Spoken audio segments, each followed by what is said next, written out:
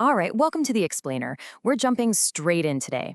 We are taking a deeply introspective journey into something I think we've all struggled with at some point, the human condition.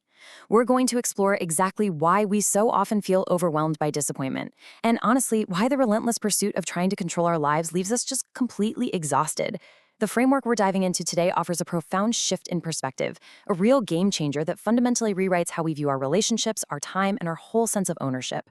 Let's get right into it. So let's start with a really painful realization. Have you ever wondered why our closest friendships sometimes leave us feeling utterly alone? You know the feeling. We share tables, we walk the same roads, we talk about our deepest anxieties, and over time, we build what we call a friendship.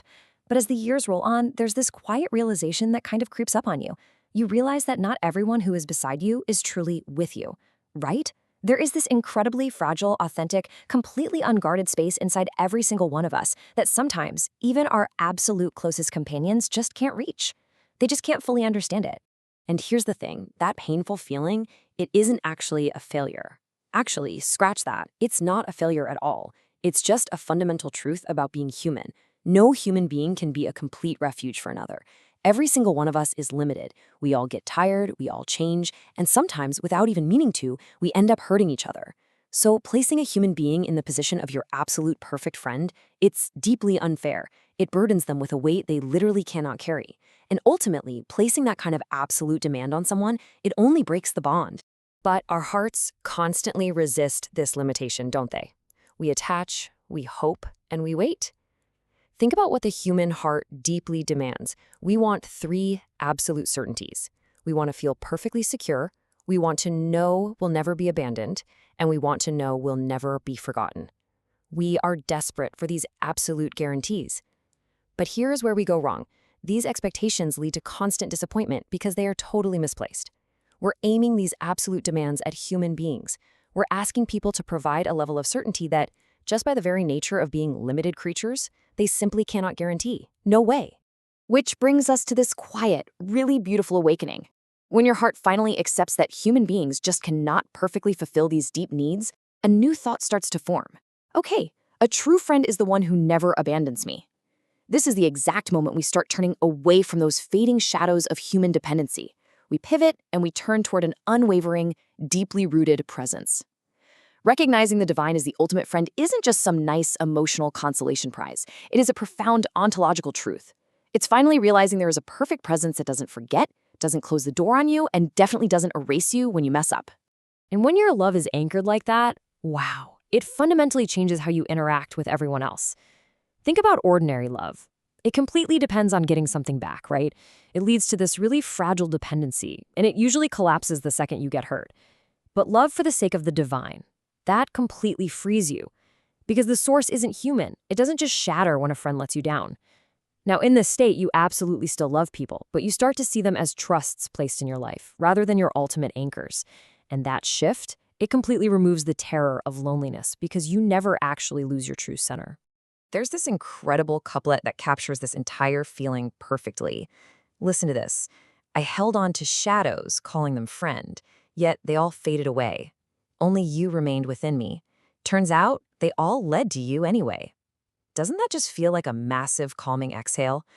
The fading of our human illusions, those shadows we desperately tried to cling to, it's not a tragedy. It's actually a necessary, beautiful process that points us straight toward our ultimate, unchanging anchor.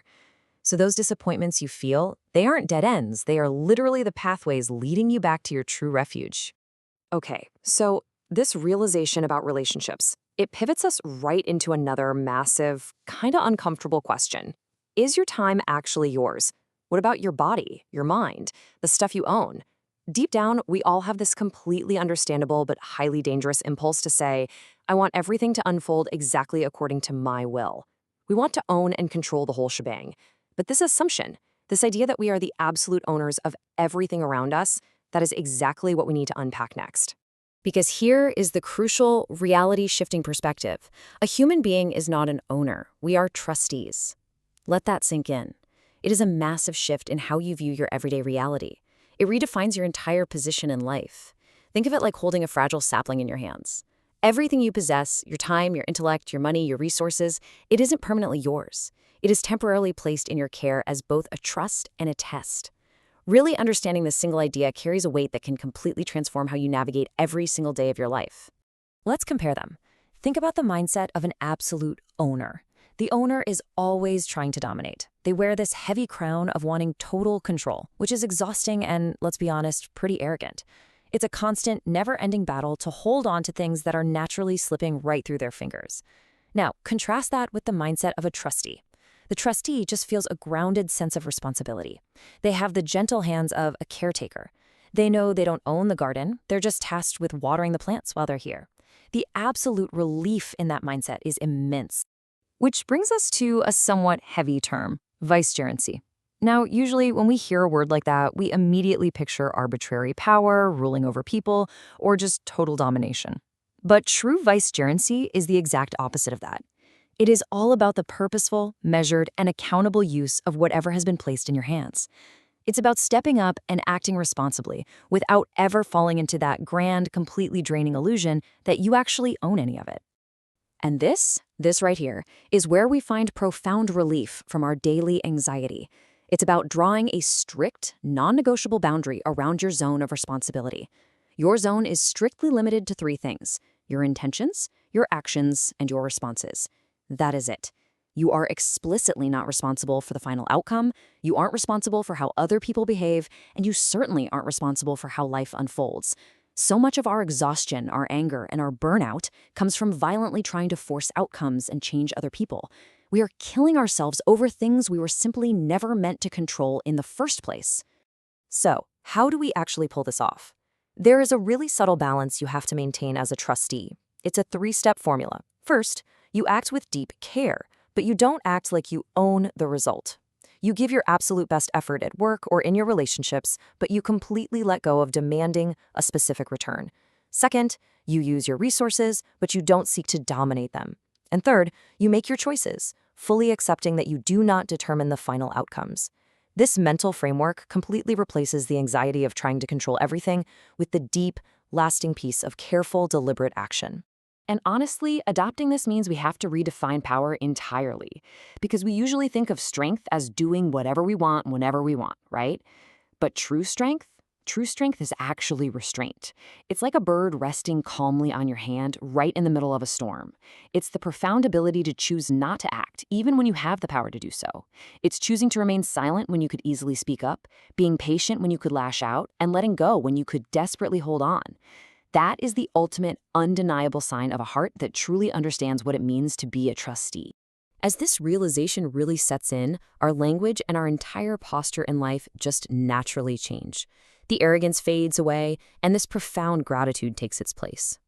I thought I was the one in control, all turning at my command, but I am only a trustee. Authority rests in his hand. It's a total surrender of possessiveness.